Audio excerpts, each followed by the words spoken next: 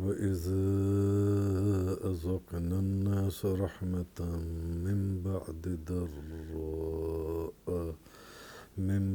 ضَرَّاءَ مَسَّتْهُمْ إِذَا لَهُم مَّكْرٌ فِي آيَاتِنَا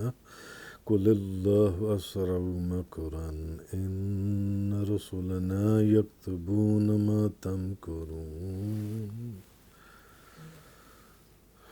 آج سورہ یونس کی آیت نمبر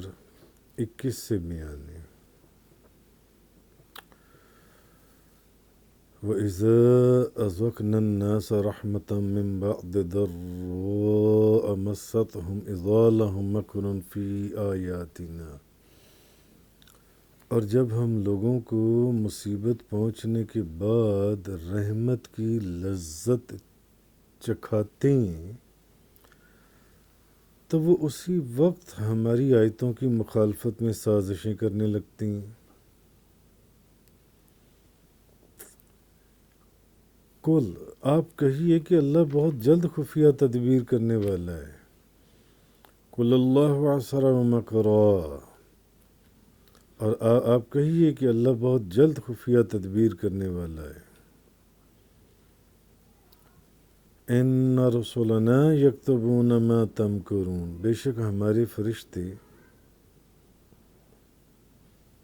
تمہاری سازشوں کو لکھ رہے ہیں۔ جو تم سازشیں کر رہے ہو وہ ساری سازشیں لکھی جا رہی ہیں، اور اللہ بہت جلد خفیہ تدبیر کرنے والا ہے۔ اللہ بہت جلد تمہیں سزا دینے والا ہے جو حرکتیں تم کر رہی ہو۔ اب اصل میں اس آیہ کریمہ کے اندر کہا یہ جا رہا ہے، جیسے کہ پچھلی آیات میں بھی یہ بات گزری تھی، اب کہا یہ جا رہا ہے کہ اس آیت کے اندر نبی کریم صلی اللہ علیہ وسلم کی صداقت اور حضور صلی اللہ علیہ وسلم کی اللہ کی بارگاہ میں جو قدر و منزلت ہے اس کی روشن دلیل کی طرف اشارہ کیا جا رہا ہے،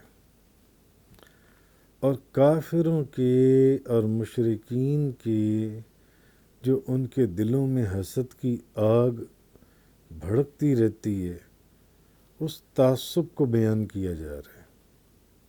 ان مشرکین کے جن سے۔ پیچھے بیان ہوا تھا کہ وہ کہتے تھے کہ قرآن کوئی نیا قرآن پاک آپ ہمارے پاس لے آئیں، نہیں تو ان آیتوں کو ہی تبدیل کر دیں، یا ایسی آیات اس میں ڈال دیں جن آیتوں میں ہمارے بتوں کی مذمت نہ کی گئی ہو، اور یا ان آیتوں کو ہی اس میں سے نکال دیں جس میں ہمارے بتوں کی مذمت کی گئی ہو۔ تو پھر جس کا جواب یہ دیا گیا تھا کہ اتنی روشن دلیل کے بعد، ایسی واضح نشانی کے بعد، جو کہ خود قرآن ہی حضور کی نبوت کے اوپر ایک کی صداقت کی دلیل ہے جن سی ہے، اور اس سے بڑا معجزہ اور کیا ہے، مگر یہ بے وقوف لوگ اس کو سمجھتے نہیں ہیں کہ یہ قرآن جن سے اللہ کا کلام ہے اور وہ وحی ہے جو حضور کے اوپر نازل ہوئی ہے۔ تو اس کے باوجود یہ لوگ جن سی ہیں اپنی ضد کے اوپر اڑے ہوئے ہیں، اپنی ضد کے اوپر اڑے ہوئے ہیں۔ تو امام بخاری ایک روایت اپنی صحیح کے اندر انہوں نے ایک روایت لکھی ہے کہ جب کافروں کا بغض اور عناد اور تکلیفیں بہت زیادہ بڑھ گئیں، تو نبی پاک صلی اللہ علیہ وسلم نے اللہ کی بارگاہ میں دعا کی۔ نبی پاک صلی اللہ علیہ وسلم نے دعا کی اور بارگاہ خداوندی میں التجا کی کہ یا اللہ، جس طرح کا قحط یوسف علیہ السلام کے زمانے میں تو نے مسلط فرمایا تھا، ویسا ہی قحط جون سا ہے نا، ویسا ہی قحط مسلط فرما دے ان کے اوپر اور میری مدد فرما، ان کے اوپر ویسے ہی قحط نازل فرما جس طرح کا قحط جون سے حضرت یوسف علیہ السلام کے زمانے میں تو نے نازل کیا تھا، ایسا قحط جن سے نا ایسا نازل کر دیں جب تکلیفیں، پریشانیاں اور ان کی ایذا رسانیاں اور ان کی سازشیں بہت انتہا کو بڑھ گئیں، تو نبی پاک صلی اللہ علیہ وسلم نے یہ دعا فرمائی اور نبی پاک صلی اللہ علیہ وسلم کی دعا قبول ہوئی، اور ایسی قبول ہوئی کہ بارشیں ختم ہو گئیں اور ہر طرف خاک اڑنے لگی اور چیزیں نایاب ہو گئیں، کوئی کھانے پینے کی چیز نہیں ملتی تھی، کہ حالت یہاں تک پہنچ گئی کہ مکہ کے جو لوگ ہیں وہ چمڑے اور مردار کھا کھا کر اپنے پیٹ بھرنے پر مجبور ہو گئے، چمڑے کھانے شروع ہو گئے، مردار کھانے شروع ہو گئے، مرے ہوئے جانور، اور ان سے اپنے پیٹ جن سے ہیں وہ بھرنے شروع ہو گئے کہ ان سے ہم اپنا پیٹ بھریں۔ ایسا قحط نازل ہوا نبی کریم صلی اللہ علیہ وسلم کی دعا کے اوپر، یہ امام بخاری نے اس کا روایت کیا۔ اب جب یہ حالت ہو گئی اور مکہ کے لوگوں کو کوئی نجات کی صورت نظر نہیں آئی، اب ابو سفیان جو ہے وہ نبی کریم صلی اللہ علیہ وسلم کی بارگاہ میں حاضر ہوا اور آ کر کہنے لگا اے محمد، یا محمد، آپ اللہ کی اطاعت اور صلہ رحمی کا حکم دیتی ہیں، ایک طرف تو سازشیں کرتے تھے، تکلیفیں پہنچاتے تھے، مصیبتیں پیدا کرتے تھے، روڑے اٹکاتے تھے، اسلام اور پیغمبر اسلام کے متعلق کوئی ایسی چیز نہیں چھوڑتے تھے جو ان کو تکلیف دینے میں پیچھے رہ جائے۔ اب جب حضور نے دعا فرمائی کہ یا اللہ ان پر قحط نازل فرما جیسا یوسف علیہ السلام کی قوم اس وقت اس دور میں تو نے وہ قحط نازل کیا تھا، تو اب ابو سفیان آیا اور کہنے لگا آپ تو اللہ کی اطاعت اور صلہ رحمی کا حکم دیتے ہیں، اور آپ دیکھیں کہ آپ کی جو قوم ہے وہ قحط سے ہلاک ہو رہی ہے اور قحط سے برباد ہو رہی ہے، تو آپ اپنے رب سے التجا کریں کہ ہمیں اس تکلیف سے دور کر دے، ہمیں اس تکلیف سے نجات دے دے۔ اب جب انہوں نے آ کر یہ بات کی تو ان کی اس درخواست کے اوپر نبی پاک صلی اللہ علیہ وسلم نے دوبارہ دعا فرمائی، حضور نے دوبارہ دعا فرمائی، اور حضور نبی کریم صلی اللہ علیہ وسلم آپ کا دعا فرمانا تھا کہ جو بارش بند ہوئی تھی اور خاک اڑ رہی تھی ہر طرف بارشیں شروع ہو گئیں، ہر طرف، اور مردہ زمین آباد ہونی شروع ہو گئی اور سرسبز و شادابی واپس لوٹنا شروع ہو گئی، ہر طرف جون سے جہاں خزاں ہر طرف چھائی ہوئی تھی بہار ہی بہار آ گئی، تو جو خشک سالی تھی وہ خوشحالی سے بدل گئی کہ جہاں کچھ کھانے کے لیے نہیں تھا اب ہر طرف جون سے۔ تو اب جب انہوں نے دیکھا کہ اللہ تعالیٰ نے اپنے محبوب کی برکت سے ان پر رحم اور کرم، رحمت اور برکت اور نعمت کے دروازے کھول دیے ہیں، اب جب انہوں نے دیکھا تو اب اصولی طور پر چاہیے تو یہ تھا نا کہ فوراً حضور کی بارگاہ میں حاضر ہوتے، حضور کا دامن تھامتے، کلمہ پڑھ کر مسلمان ہو جاتے یا آپ کی غلامی میں داخل ہو جاتے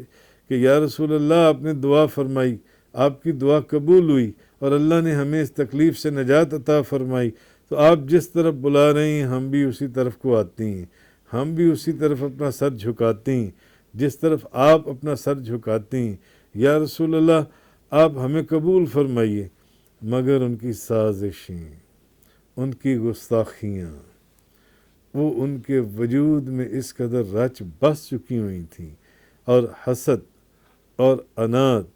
اور بغض جن سے،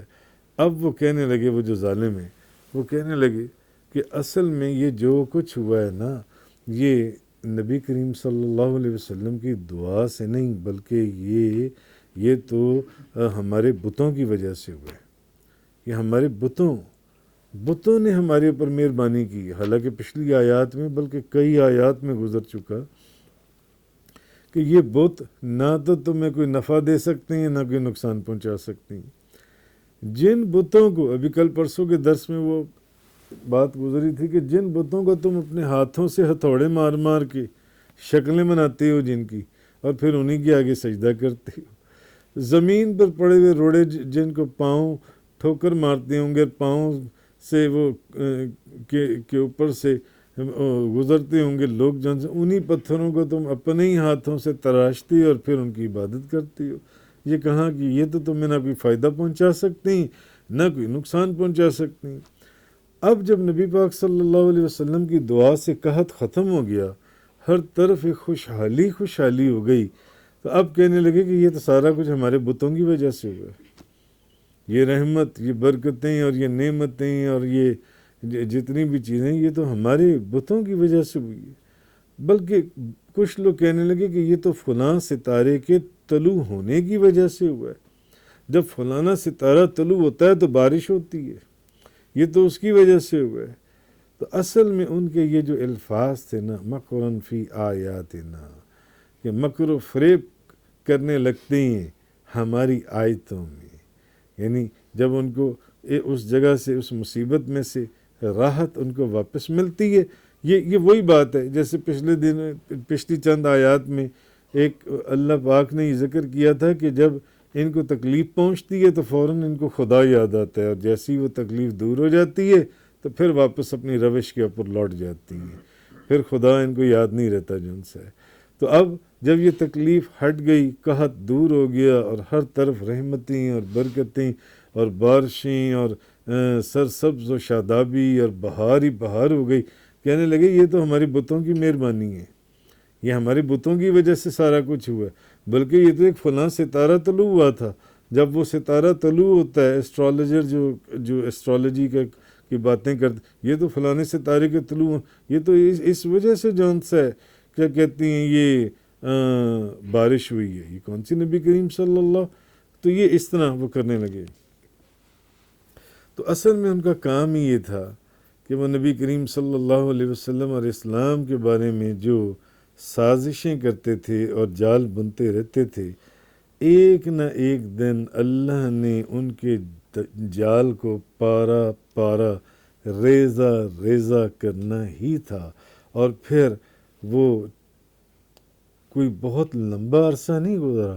بلکہ انہوں نے اپنی آنکھوں سے اپنی زندگیوں میں دیکھا کہ وہ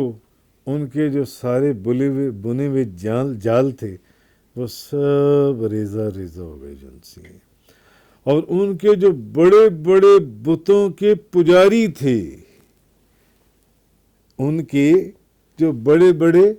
بتوں کے بڑے بڑے پجاری تھے، انہی پجاریوں نے، ان بتوں کے پجاریوں نے اپنے ہاتھوں سے انہی بتوں کو ریزہ ریزہ کر دیا اور نبی کریم صلی اللہ علیہ وسلم کی غلامی میں داخل ہو گئے. انہوں نے یہ دیکھا کہ پھر ایک وقت آیا کہ انہوں نے ان بتوں کو توڑا جو پہلے انہی بتوں کو سجدہ کرتے تھے، انہی بتوں کی عبادت کرتے تھے. وہ ان بتوں کے نام پر کوئی بات سننے کے لیے تیار نہیں تھے، مگر اللہ تعالیٰ نے اپنے محبوب کو اور اسلام کو یہ عزت عطا فرمائی اور یہ برکت عطا فرمائی کہ وہی بڑے بڑے بتوں کے بڑے بڑے پجاری، انہوں نے اپنے ہاتھوں سے پھر ان بتوں کو ریزہ ریزہ کر دیا، توڑ دیا. جو ہر وقت اسلام کا چراغ بجھانے کی کوشش میں رہتے تھے جن سے، وہی اب اسلام کے چراغ کو جلانے کے لیے بیٹھ گئے اور اس کو قائم رکھنے کے لیے بیٹھ گئے جن سے. تو کہا یہ جا رہا ہے اصل میں کہ یعنی تم اسلام کے خلاف تم تو سازشیں کرتے ہو. اور راتوں کی تاریخی میں پیچھے اس کے متعلق ایک پورا درس گزرا تھا کہ سنسان گوشوں میں بیٹھ کر ایسی جگہیں بناتے ہو، ان جگہوں میں بیٹھ کر میرے محبوب کو تکلیف دینے کے پروگرام بناتے ہو، وہاں پر میرے محبوب کو تکلیف دینے کے پروگرام تشکیل دیتے ہو. راتوں کی تاریخی میں سرگوشیوں کے ساتھ کوئی سن بھی نہ لے، وہاں پر تم یہ کام کرتے ہو جو ان سے، اور پھر دل ہی دل میں تم یہ سمجھتے ہو کہ شاید ہماری اس گفتگو سے کوئی آگاہ نہیں ہے، ہماری اس گفتگو کو کوئی جانتا نہیں ہے، ہم یہ جو پروپوگنڈے کر رہے ہیں یا یہ جو چالاکیاں کر رہے ہیں یا یہ جو کانسپریسیز ہیں، سازشیں ہیں، ان کو کوئی جانتا نہیں ہے۔ ان نالائکوں کو یہ پتہ ہی نہیں ہے کہ یہ چھپا کس سے رہی ہیں، اللہ تعالیٰ سے۔ اللہ تعالیٰ سے، اللہ تو بڑی دور کی بات ہے، اس کے مقرر کیے ہوئے فرشتے جو تمہارے کندھوں کے اوپر تمہارے ساتھ دائیں بائیں بیٹھے ہیں، وہ تمہاری ایک ایک بات لکھ رہے، ایک ایک بات لکھ رہے ہیں تمہاری جان سی، اور جو تم حرکتیں کر رہے ہو وہ تمہارے نامہ اعمال میں داخل کرتے چلے جا رہے ہیں۔ جب روز محشر اس نامہ اعمال کو کھولا جائے گا تو بتاؤ اس وقت منہ چھپاؤ گے، کس جگہ پر چھپاؤ گے؟ تو اصل میں اس آیہ کریمہ کے اندر یہ چیز ارشاد فرمائی گئی، وَإِذَا أَذَقْنَا النَّاسَ رَحْمَةً من بعد ضراء مستهم إذا لهم مكر في آياتنا، اور جب ہم لوگوں کو مصیبت پہنچنے کے بعد رحمت کی لذت چکھاتے ہیں تو وہ پھر اسی وقت ہماری آیتوں کی مخالفت شروع کر دیتے ہیں اور پھر سازشیں کرنا شروع کر دیتے ہیں۔ قُلِ اللَّهُ أَسْرَعُ مَكْرًا إِنَّ رُسُلَنَا يَكْتُبُونَ مَا تَمْكُرُونَ، آپ کہیے کہ اللہ بہت جلد خفیہ تدبیر کرنے والا ہے، یہ تمہاری سازشوں کی بڑی زبردست تمہیں عنقریب سزا دینے والا ہے۔ اِنَّ رُسُلَنَا يَكْتُبُونَ مَا تَمْكُرُونَ،